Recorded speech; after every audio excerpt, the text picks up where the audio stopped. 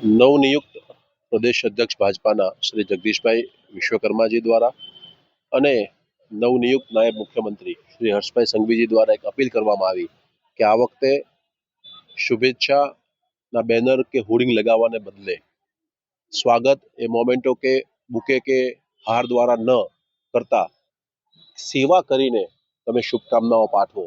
એ નિમિત્તે આજે જ્યારે દિવાળીનો પર્વ મનાવી રહ્યા છીએ ત્યારે અમારા વિસ્તારના બધા સફાઈ સેવક ભાઈઓ બહેનોને સાડી, મીઠાઈ અને બાળકોને ચોપડા વિતરણનો કાર્યક્રમનું આયોજન કરવામાં આવ્યું છે.